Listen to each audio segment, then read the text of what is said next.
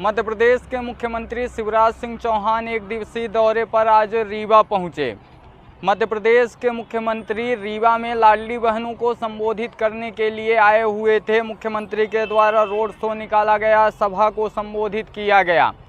लेकिन जिस वक्त मुख्यमंत्री शिवराज सिंह चौहान के द्वारा सभा को संबोधित किया जा रहा था और लाडली बहनों के खातों में सिंगल क्लिक के माध्यम से तीसरी किस्त डाली जा रही थी, उसी दौरान सीएम की सभा में ही एक लाडली बहना रोती हुई शिकायती पत्र पकड़कर खड़ी थी। लाडली बहना की सुनवाई कहीं नहीं हो रही थी। एक तरफ मुख्यमंत्री शिवराज सिंह चौहान लाडली बहनों को संबोधित कर रहे थे, बता रहे थे कि 1,25,00,000 लाडली बहनों के खातों में सिंगल क्लिक के माध्यम से पैसे जा रहे हैं। लेकिन दूसरी तरफ जहां पर मुख्यमंत्री शिवराज सिंह चौहान भाषण दे रहे थे, उसी से 50 मीटर दूर पर एक लाडली बहना भी आंखों में आंसू लेकर मुख्यमंत्री शिवराज सिंह चौहान को शिकायती पत्र देने आई थी। लेकिन उस लाडली बहना की सुनवाई कहीं नहीं हो रही थी।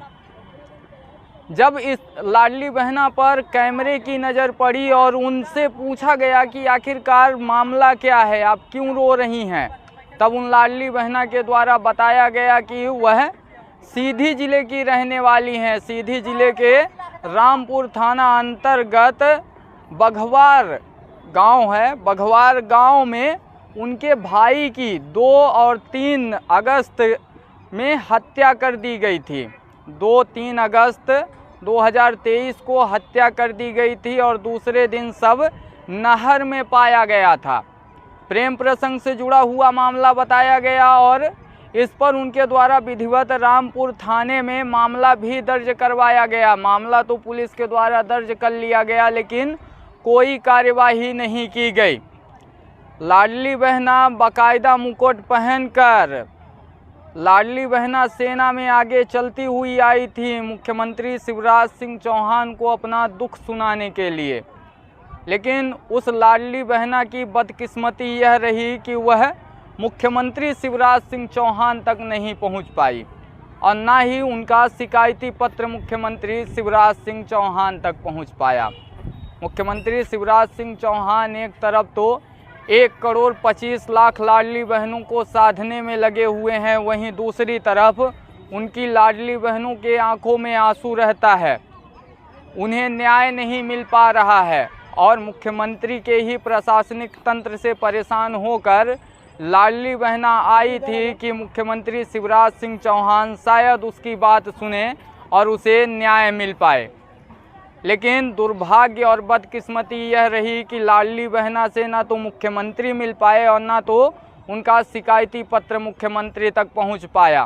प्रशासनिक अधिकारी जो वहां पर सुरक्षा में लगे हुए थे, उनके द्वारा उसे वापस भेज दिया गया और आंखों में आंसू लेकर वह सभा स्थल से वापस चली गईं और इस उम्मीद से वापस गईं कि अब शायद न्याय उन्हें नहीं मिलेगा। लेकिन देखना तो यह दिलचस्प होगा कि क्या मुख्यमंत्री की जनसभा में आई लाडली बहना को न्याय मिल पाएगा या फिर लाडली बहना यूं ही दर दर की ठोकर खाने पर विवश होती रहेंगी और मुख्यमंत्री भरे मंचों से यह बोलते रहेंगे कि हम अपनी बहनों के लिए, लाडली बहनों के लिए कुछ भी कर जाएंगे। यहीं पे मैं दिखाना चाहूँगा, इधर आप कैमरा करिए, यहीं पर मुख्यमंत्री शिवराज सिंह चौहान की जनसभा चल रही थी।